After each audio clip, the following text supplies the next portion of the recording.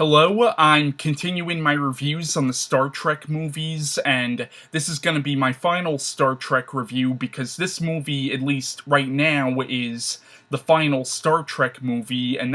this review is going to be on Star Trek Into Darkness. Now, Into Darkness is the 2013 sequel to J.J. Abrams' 2009 Star Trek reboot, which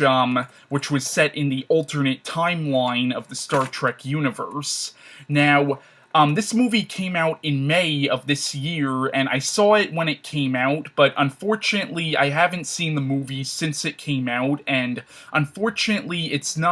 it hasn't been released on DVD yet, so I haven't seen it since it came out, so a lot of this review is going to be based on memory, but I still remember enough of the movie, and I remember enough of what I thought of the movie at the time I saw it I think, to do a review on this movie. Now, Star Trek Into Darkness is set, I want to say, like a year after the events of the previous Star Trek movie, and Kirk is now the captain of the Enterprise, but what happens is in the beginning of the movie he actually gets into some trouble because him and the rest of the crew of the Enterprise, they were sent to observe this primitive alien culture, but what happens is it turns out a volcano was going to erupt, which was going to pretty much fuck up that entire planet, so Spock had to plant a device in the volcano to keep it from erupting, but what happens is Spock was about to die, so they had to save Spock, but really the only way they could save Spock was they had to reveal themselves to this alien culture, which pretty much went against Starfleet's orders, so Kirk ends up pretty much in the beginning of the movie getting demoted from being captain of the Enterprise, and it ends up being the character of Christopher Pike, who was a character from the previous movie, who ends up becoming the new captain of the Enterprise, but that only happens, like, briefly, because, what happens is, in the movie, you find out that a man named John Harrison actually blew up, what I think was supposed to be a Starfleet base in London, and what happens is, in the beginning of the movie, you see all these you see Kirk and Spock and Christopher Pike and a few of the other characters, having a meeting about what they're going to do about this man, John Harrison, and what happens is then Harrison attacks the building where they're having this meeting, and the character of Christopher Pike ends up getting killed, and this is right in the beginning of the movie, so it's not really a spoiler. I mean, some people might consider that a spoiler, but it's right in the beginning of the movie, but what happens is, now Kirk is once again the captain of the Enterprise, and what happens is this man, John Harrison, he transports himself to the Klingon homeworld, and keep in mind, at this point, the Federation and the Klingons are not exactly on friendlier terms, so they realize that if they go to the Klingon homeworld to try to capture this guy, it could lead to all-out war with the Klingons, which it appears that this guy is well aware of, which is probably why he transported himself to the Klingon homeworld. But what happens is Kirk and the rest of the Enterprise, they're sent to go get this man, but they're ordered to kill him right on the spot. Like, basically they have torpedoes, and the torpedoes are locked onto this guy's location, but what happens is they start to realize that that's unethical, and that this guy should really stand trial for what he did.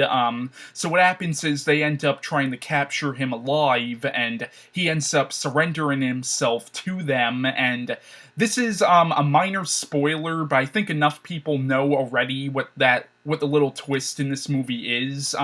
It turns out that this man, John Harrison, it turns out that John Harrison is just an alias, and it turns out his real name is Khan, and so basically the guy reveals himself to be Khan, and Khan is one of Star Trek's most famous villains. The character of Khan first appeared in an episode of the original series titled Space Seed, and then he ended up being the main villain in the second Star Trek movie, Star Trek II: The Wrath of of Khan. And, now, I don't want to give anything else about the movie besides what I just said, but I liked this movie. There were a few things I think they could have done better, like, because towards the end of the movie, like, it seems like they're going in one particular direction, and for a second I thought they were actually going to go in this direction, and I was like, yeah, that would be kind of cool if they try to go in that direction, but then they end up changing that, and basically they don't go in the direction that I initially thought they were going to, which part of me almost wishes they did go in that direction, because that would have definitely been taking a lot of risks, but this movie just seems to, like, it doesn't seem to want to take any, like, big risks. Like, the previous Star Trek movie, I actually think did take a lot of risks, but this one doesn't really take as many risks as it could have, and I feel like this movie could have done a lot more, but overall, I definitely enjoyed this movie, and by the end of the movie, it does pretty much become like a remake of Wrath of Khan, like, and even some of the same stuff that happened in Wrath of Khan starts happening in this movie, only it's, like, if you saw the end of Wrath of Khan and you saw this movie, you'd probably know what I'm talking about, except it's kind of a role reversal. You'll understand what I'm talking about if you saw the movie and if you saw Wrath of Khan, but one thing I didn't like, if you remember in Wrath of Khan, I think everybody remembers the famous line where Kirk screams Khan. They pretty much repeat that in this movie, only it's a different character who says it, but it's pretty much, there's a character in this movie, I don't want to say what character it is, who pretty much screams Khan, just like William Shatner screamed Khan in Star Trek: The Wrath of Khan, and so, and that to me just struck me as just obvious fan service, but not even fan service in a good way. I just thought that was a little cheesy, so that's one thing I didn't like about the movie, but overall, I did like the movie, despite my little nitpicks here and there. Also, there are a lot of references to Wrath of Khan, like the character of Carol Marcus, who was a character from Star Trek II: The Wrath of Khan. She comes back in this movie. Obviously, it's the younger, like, alternate universe version of her, because this new Star Trek series is set in an alternate universe from the universe that the original Star Trek continuity took place in, but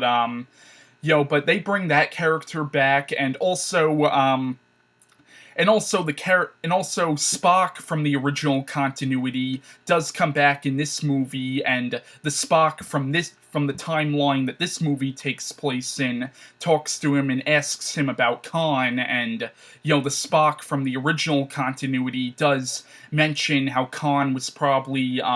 their most fierce enemy. But that's really all I want to say about the movie, but overall, I enjoyed Star Trek Into Darkness. It had a few things here and there which I didn't really care for that much, but overall I enjoyed it, and bye.